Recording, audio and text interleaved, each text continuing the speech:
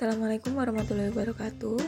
Nama saya Lia Ulfa Putri Asih, NIM 202006050. Sini saya akan menjelaskan tanaman obat dan kegunaannya. Yang pertama yaitu tanaman obat belimbing bulu atau Averrhoa blimbiel. Tanaman ini sering sekali saya jumpai di sekitar rumah saya dengan deskripsi pohon kecil tinggi mencapai 10 meter dan batang yang tidak begitu besar. Pohon ini memiliki rasa buah yang begitu asam dengan bentuk buah yang bulat, lonjong, panjang 4-6 cm. Adapun klasifikasi ilmiah dari belimbing bulu, yaitu nama ilmiahnya Averrhoa blimbi, spesies A. blimbi, famili Oxalidaceae, kelas Magnoliopsida, dan tingkatan takson yaitu spesies.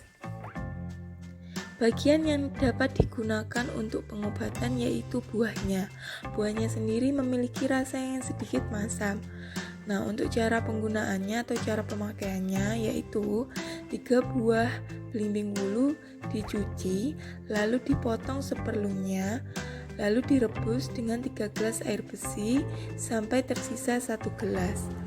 Setelah dingin, kemudian disaring, lalu minum setelah makan pagi.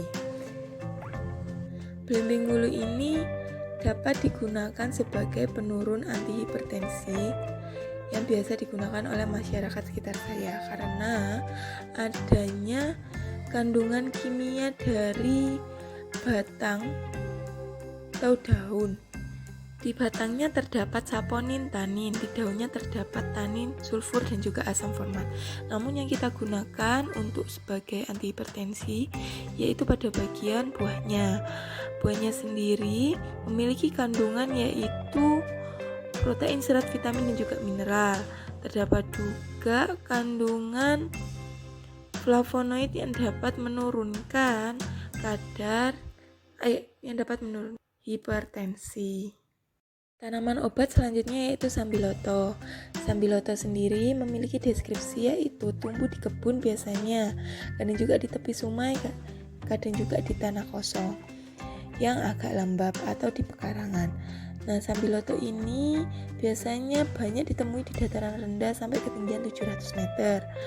Batangnya disertai banyak cabang berbentuk segi 4. Daunnya daun tunggal bertangkai pendek. Dan ukuran daunnya biasanya panjang 2-8 cm, lebar 1-3 cm.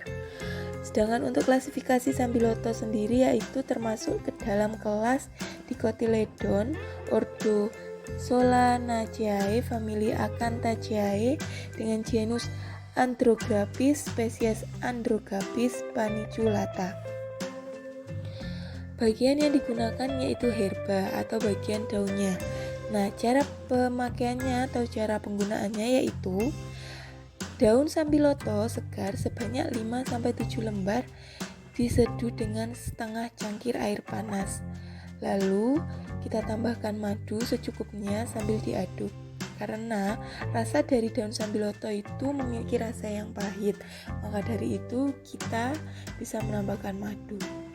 Setelah itu kita tunggu dingin, lalu diminum sehari 3 kali.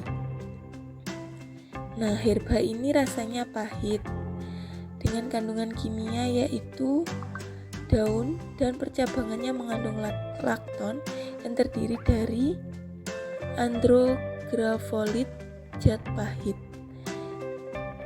Daun sambiloto ini juga dapat digunakan sebagai antihipertensi. Nah, tanaman obat selanjutnya yaitu murbei atau morus. Biasanya di daerah saya biasa dipanggil moris. Nah, murbei ini berasal dari Cina, tumbuh baik pada ketinggian lebih dari 100 meter dan memerlukan cukup sinar matahari. Tumbuhan ini banyak dibudidayakan di daerah-daerah yang cukup basah seperti di lereng gunung. Tumbuhan ini memiliki tinggi 9 meter dengan percabangan yang banyak, cabang muda berambut halus dengan daun tunggal, letak berseling bertangkai yang panjangnya kurang lebih 4 cm.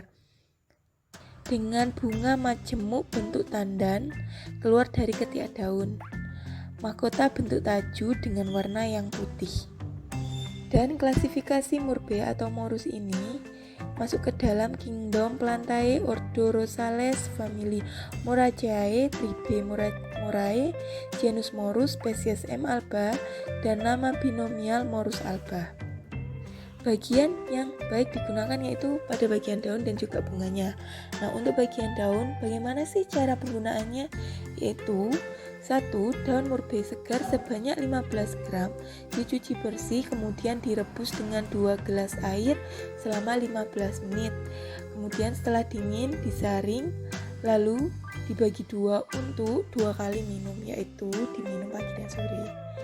Jadi setelah airnya tadi direbus, lalu kita dibagi menjadi 2 gelas ya, diminum pada saat pagi dan juga sore hari. Nah, untuk bagian buahnya yaitu caranya ditimbang sebanyak 30 gram lalu direbus dengan 2 gelas air selama 15 menit sampai mendidih, lalu didinginkan. Nah, cara minumnya yaitu sama juga seperti daunnya, sehari 2 kali yaitu pagi dan sore. Kandungan kimia dari daun Murbei sendiri yaitu mengandung inocosteron, edisteron, rubeol, rutin, vitamin A, B1, C, dan karoten, dan masih banyak yang lain kandungan kimia dari buah Murbei tersebut. Untuk kulit batang dari buah Murbei tersebut yaitu memiliki kandungan triterpenoid, memiliki kandungan flavonoid dan juga coumarins.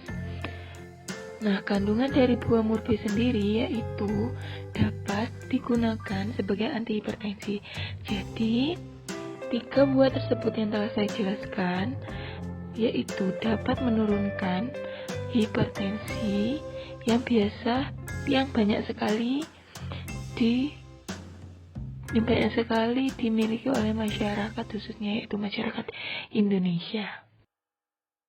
Sekian persentase dari saya mengenai tanaman obat yang saya ambil dari Farmakop Herbal Indonesia edisi 2 tahun 2017 dan juga jurnal online dari Dewantara et al. Dengan judul jenis tumbuhan yang digunakan sebagai obat tradisional di daerah Karasidenan, Surakarta. Sekian, wassalamualaikum warahmatullahi wabarakatuh.